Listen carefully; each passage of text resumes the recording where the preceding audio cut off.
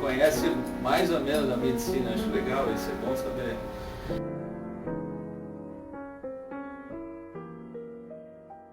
Seu programa Sua Saúde, hoje converso com o Dr. Marcelo Sobral. O Dr. Marcelo Sobral é cirurgião cardiovascular do Hospital Beneficência Portuguesa. E ele me trouxe um tema que para mim é inédito.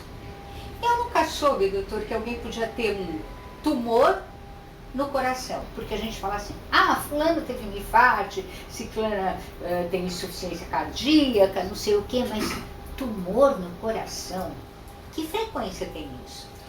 Bom, Isabel, muito obrigado pela presença, por estar aqui e tentar passar alguma coisa nova para quem nos ouve. Na verdade, a frequência, felizmente, é uma frequência muito baixa, né? Mas é importante que as pessoas façam um diagnóstico. Às vezes, esses pacientes chegam para a gente com sintomas, como você falou, característicos de problemas do coração, como se estivesse tendo uma doença na válvula do coração, ou se estivesse tendo alguma doença coronariana. Mas na verdade essas pessoas podem ter tumor, como acontece geralmente, mas felizmente não é comum. Tem uma estimativa? É muito baixo, bem abaixo de 1%, né? 0,00%, mas é baixo. Agora, é baixo. Isso é uma coisa genética? Não. Não? Não. Quer dizer, então a gente não tem muita pista. Não tem muita pista, é exatamente como você falou. O mais importante que a gente costuma observar seria o hábito de vida da pessoa, somado com a predisposição do coração. Não necessariamente que está no código genético, mas pode ter, evidente que na medicina pode de tudo. Pode estar escrito no gene da pessoa, assim como pode ser adquirido durante a vida dela, dependendo do que ela fizer na vida dela, o comportamento dela, né? Dela, como eu falo, da pessoa, do paciente ou a paciente aqui. Agora, os fatores de risco para ter um tumor no coração são aqueles mesmos velhos fatores de risco para ter um infarto? Boa pergunta, Isabel. Na verdade, assim, a gente não conseguiu mapear exatamente qual é a causa exata do aparecimento do câncer. Assim como o câncer ou o tumor, que depois eu te explico. Na verdade, o que a gente tem é o seguinte, tem alguns indícios do que pode acontecer.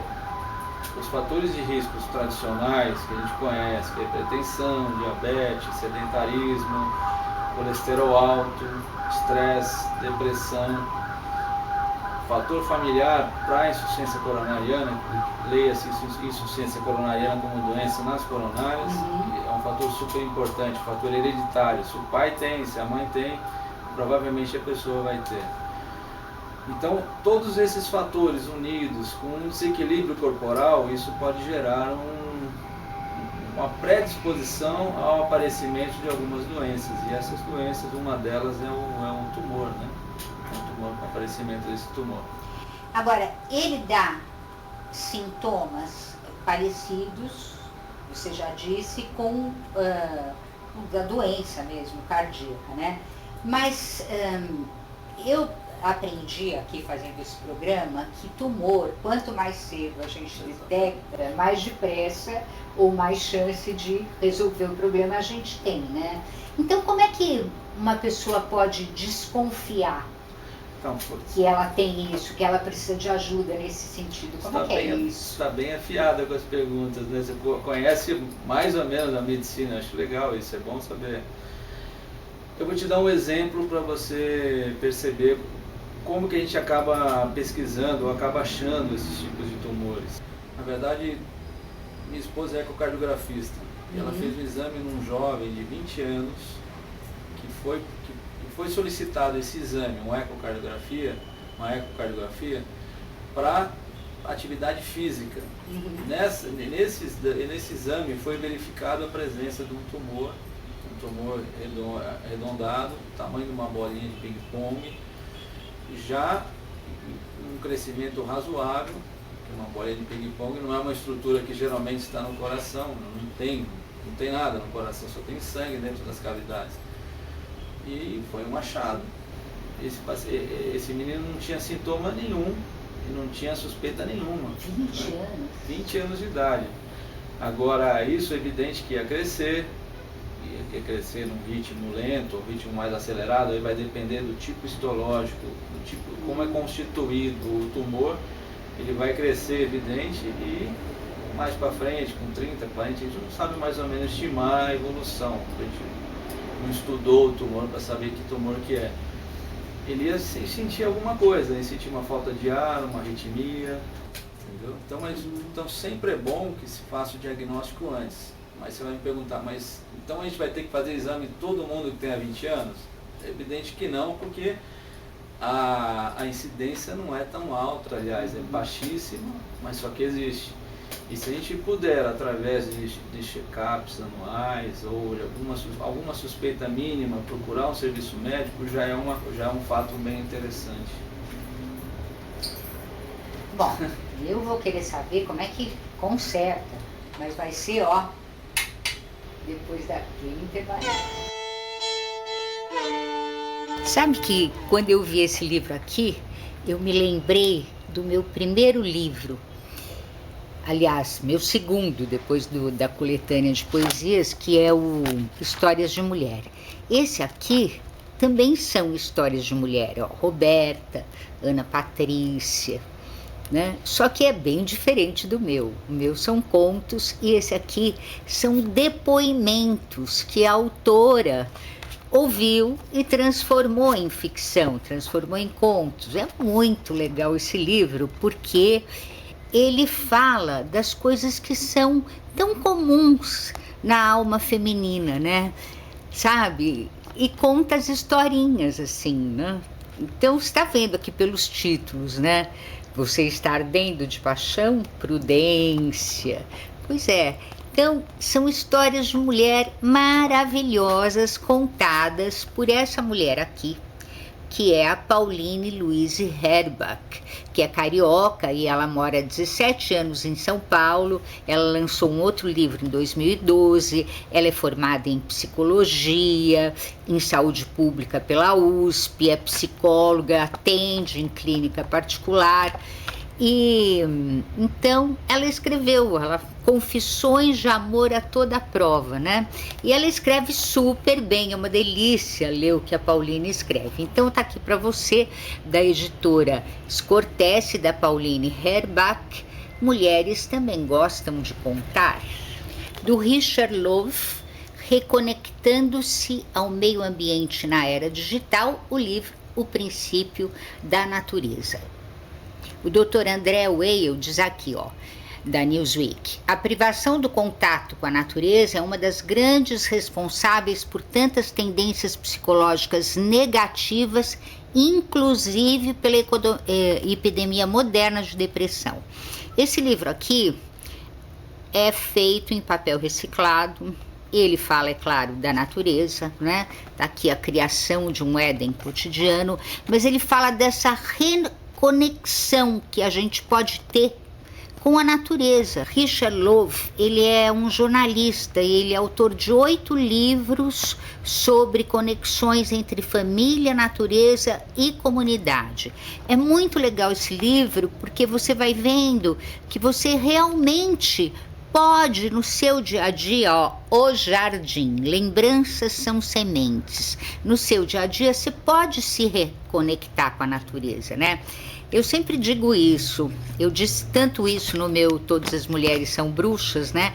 A importância que você tem da lida com as plantas, do cuidado com as plantas, como faz bem ter as plantas ali sendo cuidadas e ver como elas reagem e me comunicar com elas, porque esse é o tipo de comunicação que a gente tem com elas. O Princípio da Natureza é da editora Cultrix. Quando a gente foi para o intervalo, eu ia perguntar para o Dr. Marcelo como é que conserta esse negócio de tumor no coração, né? Eu já estava até um pouco assustada com isso. Mas eu quero saber uma coisa também. Todos eles são tumores malignos? Não. Na verdade, a estatística que a gente tem é o seguinte: dos tumores, 25% de média são malignos. Então a gente tem 75% de benignos. O que quer dizer tumor benigno e tumor maligno? Na verdade, eu vou tentar explicar. O benigno seria um crescimento celular diferente do crescimento de um órgão. Por exemplo, o órgão é constituído de milhares de células e o tumor também é constituído de células. Só que o tumor tem um comando diferente de crescimento, então ele vai se diferenciar dentro do próprio órgão e vai criar o tamanho específico dele, vai ser no outro jeito do que o órgão, por isso que chama tumor e por isso que ele é diferente. O tumor maligno ele tem uma outra característica, além dele ter um crescimento, geralmente ele é um crescimento muito mais rápido, com vocação para infiltração, ele infiltra órgãos que estão vizinhos e geram metástases. Que seriam as metástases? Pedaços de células desse tumor que vão espalham para outros lugares e acometem outros órgãos, né? Então, no tumor cardíaco, a gente tem 75% são benignos, geralmente primários. O que seriam os tumores primários? Os que nascem no próprio coração. Desses 75%, a grande maioria são primários, nascem no coração. E o mais comum é esse tipo de tumor em formato de bola, que se chama mixoma. Ele vai crescendo, ele tem um pedículo, ele tem uma origem onde ele se implanta, e ele vai formando uma bolinha que vai crescendo, até obstruir o coração, se não forem tomadas as providências necessárias. E dos malignos, dos 25% malignos, a grande maioria são tumores secundários, ou seja, são tumores provenientes de outros órgãos, que são as metástases. Já são metástases. São as metástases. Então, tumores malignos são raros. Dentro dos 25% é a minoria que nasce no próprio coração. A grande maioria vem de células de outros lugares, principalmente mama, principalmente pulmão, temos linfomas também, que pegam o coração como é que eu posso falar a palavra? Bem aqui que eu quero você também. Então já manda metástase para o coração e isso cresce no coração e evidente vai dar problema. Então são dois tipos de tumores, né, malignos e benignos, primários e secundários. E o conceito, como é que é? Cirúrgico, então, é que nem os outros tumores, quimioterapia, rádio, como é que é? A gente tem mais ou menos a mesma linha de raciocínio da maioria dos tumores. Evidente que o tratamento vai se basear em cima do tipo histológico que ele vai ser. Quando é tipo histológico, é o tipo de célula que ele é constituído. Se é uma célula de crescimento mais rápido, mais lento, se ele tem uma capacidade grande de expansão, se não, se é um tumor localizado, se é um tumor pediculado, se é um tumor que fica grande, né? Por mais que seja benigno, mas ele fica grande. Então, o tratamento varia desde um tratamento expectante, de observação. Por exemplo, a paciente chega, tem um tumor pequenininho, de crescimento muito devagar, muito rápido. Então, não está errado acompanhar a evolução desse tumor, e escolher um tempo ideal para mexer no tumor, né? Assim como tem tumores agressivos, né, que você tem que agir rápido com quimio, radioterapia, isso vai depender do tipo de tumor, mais uma vez, e pode levar até um tratamento cirúrgico se isso estiver causando uma obstrução, estiver causando algum tipo de problema, ou se é um tumor já conhecido, que vai crescer, como esse mixoma, se ele ficar lá ele não vai curar, ele vai crescer, então a gente opta por operá-lo e retirar, e retirando é curativo, igual esse jovem de 20 anos, operou, tirou o tumor, sarou, vida nova, sem problema. Se eu tive um tumor no coração, eu tenho uma predisposição maior a ter um infarto, a ter outro problema cardíaco? Não. E o contrário? Não, também. Uma coisa não está relacionada à outra. Não tem nenhuma relação. Na verdade, podem ser os mesmos fatores de riscos, pode, mas não é sinal que uma coisa vai gerar outra ou vice-versa. O cigarro tem alguma coisa a ver com isso? O cigarro é um dos fatores conhecidos, né? É um fator de comportamento, que a pessoa começa a ser fumante e tem esse comportamento pro resto da vida. Eu acho o cigarro um dos vilões, né, da história para qualquer coisa, né? Tanto obstrução coronariana, como obstrução vascular, como tumores pulmonares. E isso pode expandir também o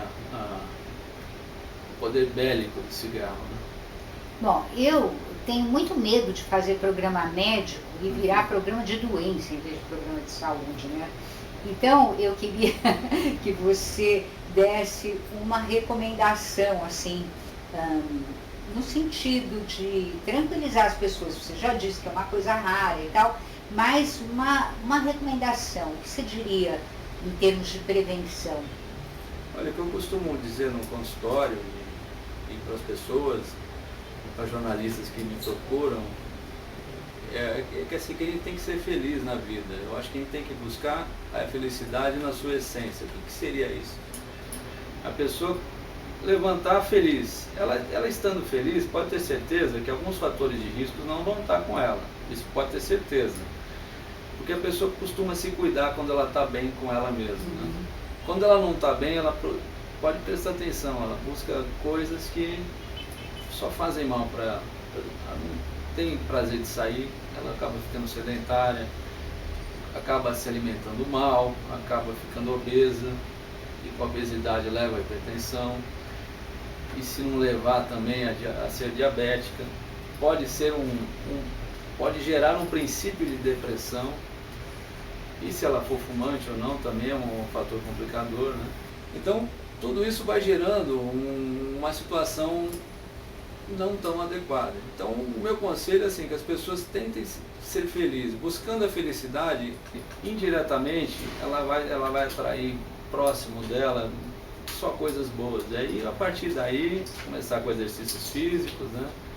Que é super importante, e não é recomendado só por mim, é recomendado por uma associação americana, né? Vou estar lá, ó, comemorando, doutor, porque ele já faz tudo isso que o senhor está dizendo, né? Mas eu acho que a pessoa, quando ela está bem com ela mesma, ela começa a atrair coisas boas. É isso mesmo. Bom, quero agradecer muito a presença do Dr. Marcelo aqui no programa Só Saúde, né? Muito obrigada, doutor, e para você, até o próximo. Muito obrigado.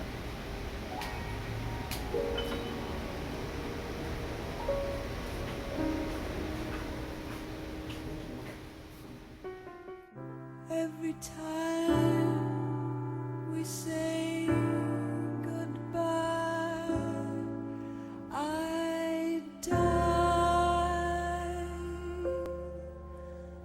a little.